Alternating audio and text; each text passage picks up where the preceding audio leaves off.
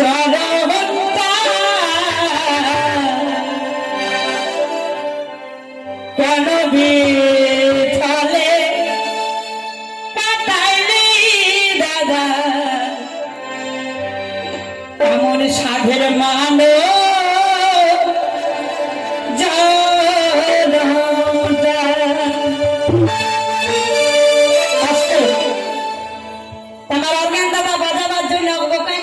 মানভূম সুর পাই যাচ্ছে না বাবা তো সুরটা মানভূম কিন্তু আমার কথাটা আলাদা বাবা সুরটা মানভূম হলো তো সেই মানভূম সুর পাই আমার অর্গান দাদা বলছে চক্কর বাজাই পুরান দিব তো পুরাইলে তো হবে না মানে রাখি মানে জোগান খেলতে হবে নাকি বাবা তাহলে আমার মামাসিরা বাবারা যারা যারা আছেন কারা কারা আমার সাধুগুরু চরণ ভঞ্জন একটু হাত তুলবেন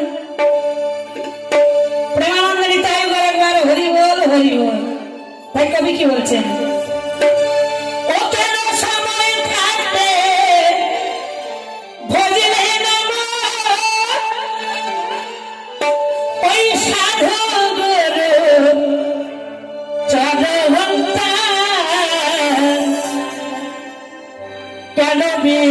ফলে কাটাইলি দাদা এই সাধের মানব জনতা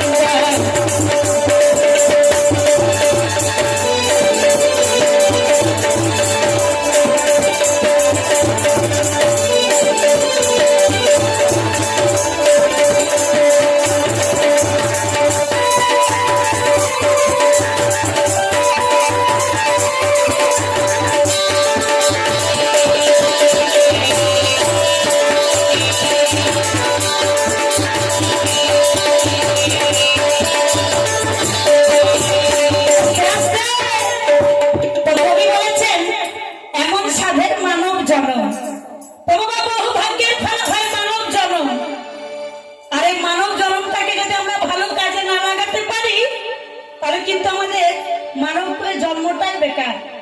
দেখবেন আমরা যখন একটা ইটের ভাটা দিই, যখন ভাটাটা পুড়িয়ে যখন ইটটা তৈরি হয় পাকা ইট, তখন দেখবেন কোন ইট যাচ্ছে বিষ্ণু মন্দিরে, কোন ইটের আর কি বিষ্ণু মন্দির তৈরি হচ্ছে, আবার কোন ইট বাথরুমে যাচ্ছে, কোন ইটে আবার দালান হচ্ছে। তাহলে যার যেমন ভাগ্য, কোন ইট গেল বাথরুমে, কোন ইট গেল বিষ্ণু মন্দিরে, আবার কোন ইটে দালান হচ্ছে।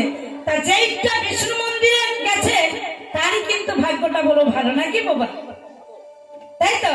তা আমার কবি বলেছে অধম বর্ণম তুই চিনলি না রে দেহটা।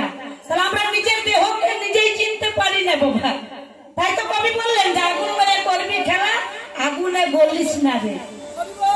আগুন মেরে করবি খেলা, আগুনে গলিস না রে।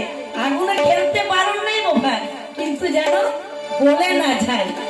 প্রেমানন্দ তাই বরাবর হরি বল হরি বল আসতে। আমরা অনেক রকমের চরণ ভজি বাবা, গুরুর চরণ, পিতৃচরণ, মাতৃচরণ, অভয় চরণ, তাই তো যুগল চরণ।